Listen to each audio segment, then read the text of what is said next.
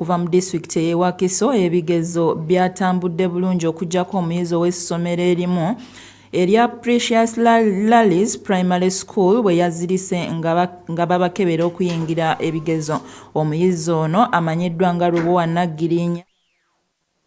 Okusinziira ku atwala ebyenjigiriza mu disitulikiti y'e Wakiso yategeezezza ng'omuyizi ono basobodde okumuddusa mu ddwaliro lya Sebbi Medical Center okufuna obujjanjabi wabula nga teyasobodde kukola ekigezo ekyokumakya.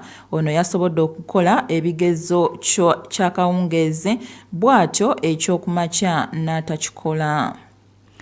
Ate akulira ekibiina ekirwanirira eddembe lya bannamawulire ekya Human Rights Network for Journalists Robert Sempala avuddeyo n'alaga obwennyamivu eri abakulira paalamenti y'eggwanga olw'okulinyirira eddembe lya bannamawulire ku paalamenti bwe baabalemesezza okukola omulimu gwabwe olunaku olw'eggulo nga paalamenti eyise etteeka erikwata ku mmwanyi. Olunaku olw'eggulo paalamenti yavuddeyo n'efulumya bannamawulire okuva mu kisenge awateesezebwa era ne baggalira mu conference hall ya paalamenti nga bajjiddwa n'ebyuma byabwe bye bakozesa. Kino kyaviiriddeko bannamawulire obutagoberera byabadde bitambula nga paalamenti yagenze okukomekkerezebwa nga bannamawulire tebalina na kimu kye bafunye. Wano bannamawulire nga bakulembeddwa mu pulezidenti w'ekibiina kya bannamawulire abasaka mu paalamenti ekya Uganda Parliamentary Press Association Samuel Ibanda Mugabi we basinzidde ne bateekawo ekikookolo obutaddamu kukola mawulire ga paalamenti okutuusa nga bakulira paalamenti bavuddeyo ne babeetondera.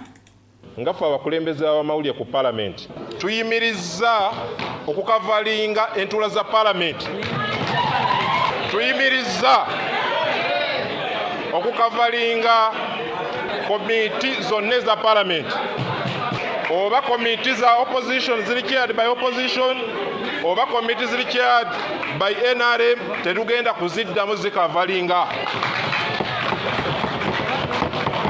Oba press conference oba kyonna ekigenda mu maaso okutuusa ng'obukulembeze bwa paalamenti businkanye bannamawulire n'abakulembeze b'amawulire abasaka ga paalamenti tukaanye security yaffe eri etya. Kuba kyewuunyisa omuntu okwambala ng'ate tayambadde uniform najja n'afulumya bannamawulire mu chambers n'awamba kamera za bannamawulire. Wano akulira ekibiina ekirwanirira eddembe lya bannamawulire ekya Human Rights Network for Journalists Robert Sempala naye waaviiriddeyo n'akukulumira paalamenti n'asaba bakyuseemu ku ngeri gye bayisaamu ab'amawulire ababeera bakola emirimu gyabwe. Ekifo eky'ennaku ennyo nti sipiika yennyini twaliyo nga ye mugenyi omukulu mu kuwa obukulembeze abakulembeze b'abannamawulire mu paalamenti n'abawa n'ensako kolo okuwagira emirimu gyabwe. Kitegeeza nti kakabo nakunala ak'okumanya omulimu gwabwe mu paalamenti n'obba bwekifo we batuula. Naye kyennyamiza nti ate ekituukira bwe beetaagisibwa ennyo bubafuule bwe kitagasa. Ffe ng'abatatonda eddembe ly'abamawulire kyatukubye enkiko ennene ennyo era tukyewuunya mu ngeri paalamenti gy'eneetwala emirimu gyayo eri abantu nga bamawulire ebasambajja we beetagisibwa ennyo. Ebyongo bitadde ku bbali ye Katikkiro wa Buganda Charles Peter Mayiga asabye abazadde wamu n'abasomesa okufaayo okuyigiriza abaana obuwangwa kino kibayambeko okula nga bamanyi obuvo n'obudde obukwata ku mawanga gaabwe. Katikkiro ategeezezza nti abaana tebasaanye kusomesebwa bya sayansi na tekinologiya byokka wabula basomesebwe n'ennimi zaabwe ennansi ate n'okubayigiriza ebifa ku buwangwa bwabwe. Katikkiro okwogera bino abadde atikkula olwalo okuva mu masomero ga Janan Schools abakiise embuga mu nkola eya luwalo lwange. Amasomero ga Janani Schools gakulembeddwamu omukungu Mike Kironde akulira kampasi y'e Kabalagala ne Bombo bakiise embuga mu nkola eya luwalo lwange. Bano babadde bakulembeddwamu omwami w'eggombolola ya Mituba 3 Makindye mu kibuga Haji Musa Semambo akulira amasomero ga Janan, omukungu Mike Kironde, abasomesa wamu n'abayizi era nga Katikkiro Charles Peter Mayiga yabatikudde oluwalo luno. Mu kwogerako Katikkiro Charles Peter Mayiga asabye abazadde n'abasomesa okufaayo okusomesa abaana ennono zaabwe n'ebifa ku bika byabwe. abazadde n'abasomesa mulina omulimu munene nnyo ogukwata ku nsigo esigibwa mu baana okuviira ddala nga bakyali bato. Abaana bye bayiga nga bakyali bato n'ebyo bye balaba nga bakyali bato bye bitera okubazimba era ne babitambulizaako obulamu bwabwe nga bakuze. Kyemuva mulaba nga ennaku zino tukubiriza abazadde n'abasomesa okuyigiriza abaana baabwe eddiini zaabwe, obuwangwa n'ennono zaabwe, ate n'okubasigamu empisa ennungi ez'obuntu bulamu. Ow'omu mbuga era asabye abazadde n'abasomesa okweyisa obulungi mu baana kati kubanga bye bakola mu baana ate n'abaana babikoppa. Katikkiro era asabye abantu abalina obusobozi okutandikawo amasomero kiyambeko mu kwongera okutumbula ebyenjigiriza mu ggwanga ate n'asaba abayizi okussaayo omulaka mu bibasomesebwa. Ate waliwo bye batuyigirako naddala okusinziira ku neeyisa yaffe. Omuzadde omwana ne waba takugambye nti alina kyakuyigiddeko akulaba bulabye embeera zaawaka, naawe omusomesa kye kimu. Ate mmwe abasomesa muli bazadde nnyo eri abaana bano kubanga mmwe mubeera nabo ebbanga erisinga obunene. Amasomero ag'abaana abatasulawo abava eka basiiba ku ssomero n'abasomesa bwe badda eka baba bagenda ku. N'olwekyo muli bazadde mu abasomesa era bwe mubaleeta wano abaana ne bayiga n'okutoola oluwalo baba bayiga nti mu Buganda tulina okubaako kyetuwa emirimu gya Ssaabasajja gisobole okutambula. Ekyo bakiyige kuva buto nga bw'otwala omwana mu kereziya ekiseera eky'ebirabo bwe kituukayo n'omuwa ekinusu obaako 1000 omwana n'akeetwalira mu kibbo n'amanya nti emirimu gy'eddiini rabba n'abagoberezi be bagiyimiriza. Ye minisita avunaanyizibwa ku byenjigiriza mu Bwakabaka Oweekitiibwa Clotilda Nakate Kikomeko yeebazizza nnyo omukungu Kironde olw'okutumbula ebyenjigiriza mu ggwanga ng'ate takomyawo mu masomero ge ng'akkiriza abaana abateesobola okusomera obwereere. Nafuna omukisa mukama wange wakansindika mu masomero gano emirundi 2. Nagendako e Kabalagala n'engenda e Bombo we wakyasembye. Naye mukama wange kye nalaba eri era ne neeyongera okusanyuka n'okuteekamu abakulu abo ekitiibwa naye nga olusozi lwonna lujjudde. Ne ntunuulira obuweereza obuli wali bawadde abantu abasomesa bali wali bangi, abazadde bangi. Kati omuntu akuŋŋaanya abantu ba Ssaabasajja mu ngeri eyo tulina okubeebaza. Era n'ensaba abayizi omukisa ogwo mu gutwale buli kirungi kyonna kisobola okubazimba mukijjayo ate mubeere abantu ab'omugaso. Njagala okwebaza obuvunaanyizibwa okukwasizaako Ssaabasajja ku bya basale, ekyo nkyagala okukyebaza. Ate bo abavubuka mu Buganda naddala abo abaliko emirimu egy'enjawulo gye bakola okufunamu ensimbi basabiddwa okwongera obukugu obuyiiya mu mirimu gino egy'enjawulo basobole okugiganyulwamu. Bino byogeddwa minisita w'abavubuka n'ebyemizannyo Oweekitiibwa Robert Sserwanga bw'abadde ayogerako eri abakulembeze b'abavubuka mu Buganda ku nteekateeka ez'okujaguza olunaku lw'abavubuka ng'ennaku z'omwezi 16 mu Lubiri e Mengo. Olukiiko oluteesiteesa olw'olunaku lw'abavubuka lufirumizza enteekateeka ezinaalambika okujaguza olunaku lw'abavubuka mu Buganda olunaabeerawo ennaku z'omwezi 16 omwezi guno. Olunaku lw'abavubuka omwaka guno lutambulidde ku mulamu ogugamba nti okutumbula obukugu obuyiiya n'ebitone ku lw'enkulaakulana y'abavubuka. Bw'abadde ayogerako eri bannamawulire ku nteekateeka zonna nga bwe zinaatambula, minisita w'abavubuka n'ebyemizannyo n'ebitone mu Bwakabaka Oweekitiibwa Robert Sserwanga agambye nti abavubuka bakuvuganya mu mizannyo egy'enjawulo omuli omupiira, omweso, okubaka, okuvuga obugaali n'emizannyo egy'enjawulo era nga bakuvuganyiza masaza gaabwe ng'abawanguzi bajja kufuna ebirabo eby'enjawulo. Abavubuka abakola emirimu egy'enjawulo mu Buganda bajja kuba baleese ebintu byabwe okuteekawo omwoleso makya ku olwo. Nolwekyo ennaku z'omwezi 10 tugenda kuba n'omwoleso.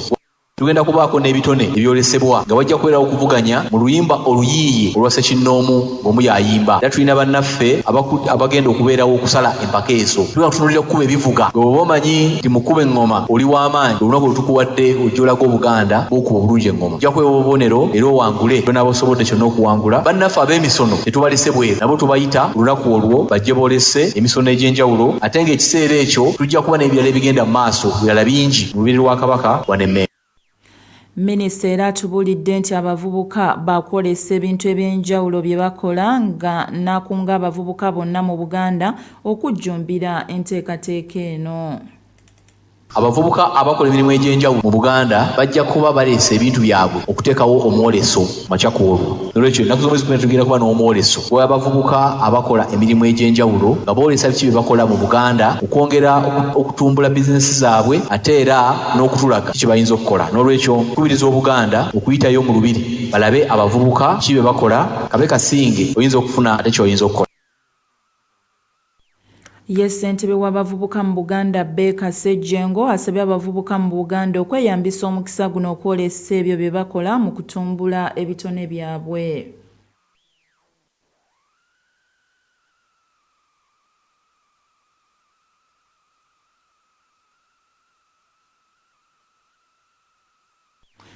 Mutusonyiwako n'eddoboozi eryo yo Oweekitiibwa Harriet Namukasa nga ye mukiise mu Nkoba za Mbogo mu lukiiko lwa Buganda naye asabye abavubuka okujjumbira enteekateeka eno. Omulamwa mulungi nnyo ogwatuweereddwa omulembe guno Ssaabasajja Kabaka yagukwasa abavubuka twala omukisa guno okubategeeza mwenna mu masaza ag'enjawulo tujje twolese ebitone byaffe, tujje twolese obukugu bwaffe, obuyiiya bwaffe. Ku nsonga eno kirungi nnyo kubanga omwana omuwala naye talekeddwa mabega. Ate ye akulira ekitongole ky'amakomera mu ggwanga Dr. Johnson Byabashayija avuddeyo n'akola enkyukakyuka mu bakulira amakomera ag'enjawulo abawerera ddala 52 ng'abamu ku bano bakyusiddwa ne batwalibwa mu makomera amalala ate abalala bawummuziddwa. SSP Samson Hasache atwaliddwa Kakiika Prison, SP Herbert Muhanje atwaliddwa ku Rimanda Prison Arua, SP Hassan Walangalira ye atwaliddwa Kitalya ate Irene Maremo atwaliddwa Bulawula Prison saako n'abalala. Ne bannakibiina kya UPC balangiridde Ngabire Mebo okubakwatira bendera mu kujjuza ekifo ky'omubaka omukyala agenda okukiikirira disitulikiti y'e Kisoro era ne basaba bannakibiina kyonna okuvaayo okubawagira mu nteekateeka eno. Kinajjukirwa nti ekifo kino kyalimu omugenzi Honorable Sarah Mateke era yali minisita avunaanyizibwa ku byokwerinda mu ggwanga. Bw'abadde ayogerako eri bannamawulire ku kitebe ky'ekibiina kino ekisangibwa ku Uganda House wano mu Kampala, omwogezi w'ekibiina kino Arach Oyet Sharon ategeezezza nga we bamaliridde okutwala obuwanguzi buno era n'asaba bannakibiina bonna okubeegattako okulaba nga banoonyeza munnakibiina kyabwe akalulu. Ng'ekibiina twagala nnyo okumuyozaayoza akulira ekibiina Honorable Jimmy Akena agenda beera e Kisoro ate agenda asimbula agende n'ababaka ba Parliament abamu bagezeeko oba noonywa akalulu okuleeta okuwangula kwa omukyala omubaka ono Comrade Ngabire Mebu. Ate kaana akalulu aka by-election si ke kasoose, ekibiina kya UPC kyavaayo ne kibeera mu kalulu aka Dokolo ne tukawangula ne tuvaayo ne tubeera ne mu kalulu aka Oyaamu ne tuwangula. Abantu b'e Kisoro baveeyo mu bungi balonde ate tebava mu polling station basigale nga bakuuma akalulu kaabwe.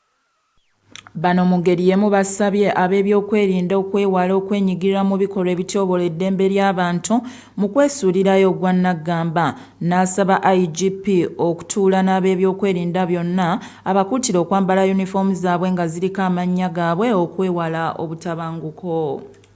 Otunulira by-elections ezibadde zigenda maaso ezibaddewo omwaka guno, abantu abakwerinda babaddeyo bangi ate nga bakola ebintu eby'obukujjukujju. Naye ffe ng'ekibiina tugamba nti buli muntu ow'okwerinda agenda okubeera mu kalulu kano kola omulimu ogw'okuleese ogw'okukuuma abantu aba bulijjo. Tusaba IGP nti buli muntu w'ebyokwerinda gwe bagenda okudeployinga ekisolo asobole okubeera ng'ayambadde uniform ng'ayina ne mutaaga ewali erinnya okulaga nti ono yaani ate abeere ne badge namba ye ekiraga nti ali mu unit ki tusobole okumanya nti buli muntu gwe tukwasaganya muntu mutuufu bino ebyokukwata abakandidates baffe nga wuuyo emmotoka emutute tekuli namba plate ebyo tetugenda bikkiriza ng'abakulembeze ab'ekibiina ekiyina omubaka yeesimbyewo mu kalulu kano. Ne mugokya amalala ge tulina poliisi y'ekiboga eriko omusajja gwewonyezza okugajambulwa abatuuze nga bamulanga okusobya ku mwana atannaba kwetuuka. Bino bibadde ku kyalo Bamusota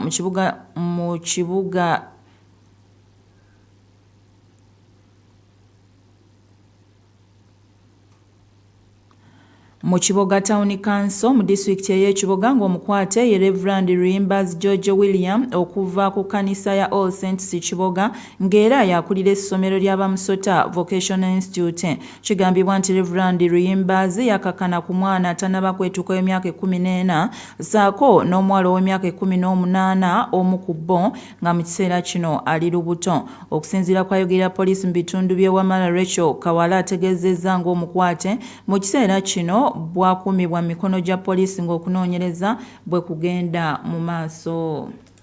Nga okunoonyereza kulaga nti Reverend ono ateeberezebwa okubanga yakabasanya abaana bano mu biseera eby'enjawulo mu maka gy'abeera ku church eya All Saints Church ekiboga ne ku ssomero gy'ali principal kuba Musuuta Vocational Institute ekiboga. Twarecordinze statements ez'enjawulo nga victims twabatutte ku medical examination oba okubeekebejja era ne tukizuula nti omu ku abo yakakibwa omukwano nti ali lubuto era ono nga wa myaka 18. Suspect twamutaasizza okuva ku bazadde ababadde bamwetoolodde nga baagala kumugajambula nga naye we twogerera akuumibwa ku poliisi yaffe ey'ekiboga ku misango gya aggravated defilement ne rape. Business News gano ge mawulire g'ebyobusuubuzi wano ku 17.9 PAL FM ekkula ly'omuntu wa bulijjo. Abavubi ba Mukene mu bitundu by'eggwanga eby'enjawulo bavudde ne batandika okwekyawa olw'okubulwa eky'okuzzaako oluvannyuma lwa gavumenti okussa envumbo mu by'okuvuba Mukene n'okuwera ekitimbwa ekimanyiddwa nga Mukokota. Abavubi okuva mu disitulikiti y'e Buvuma ku kizinga Nkata nga bakulembeddwamu ssentebe waabwe Hakim Jata bategeezezza ng'ebyenfuna byabwe bwe bizingamye naddala mu kiseera kino nga tebakyalina gye bajja nsimbi ez'okulabirira famire zaabwe.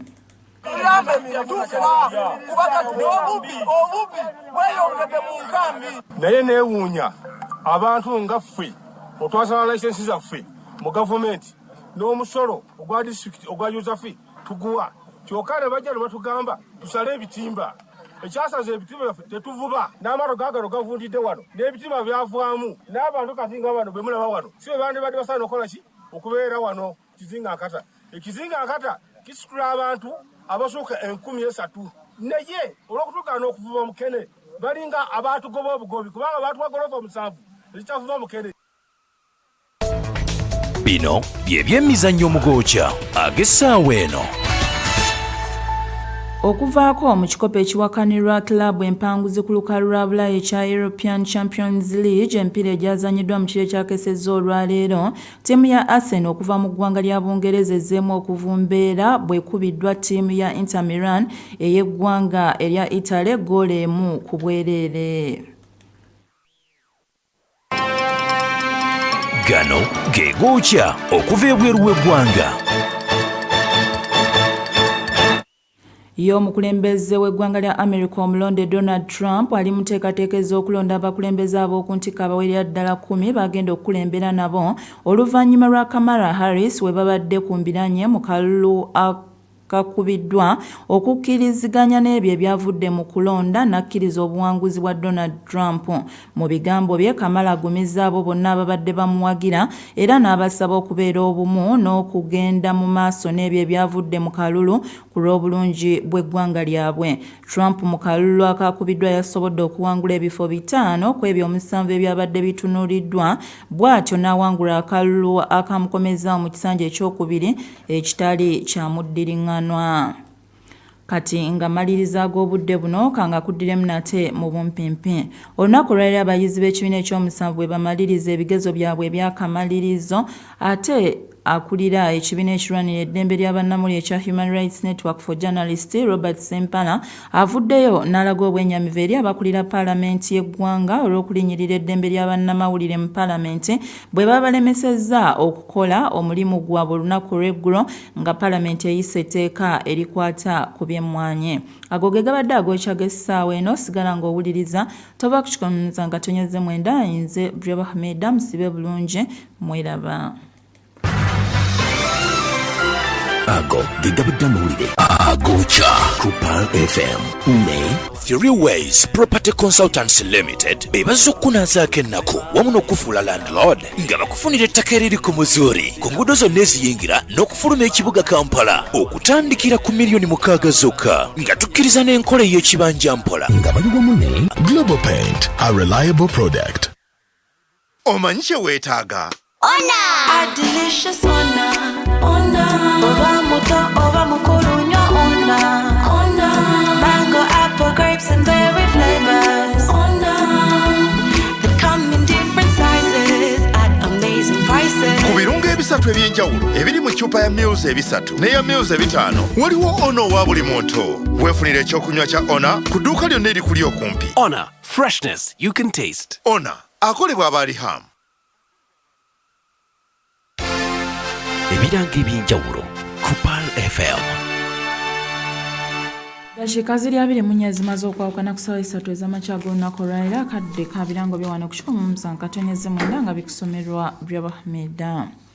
Abalozi from mattresses bannayuganda n'abatali bannayuganda mbajjula emifaliso gino gikolerwa abalozi from mattresses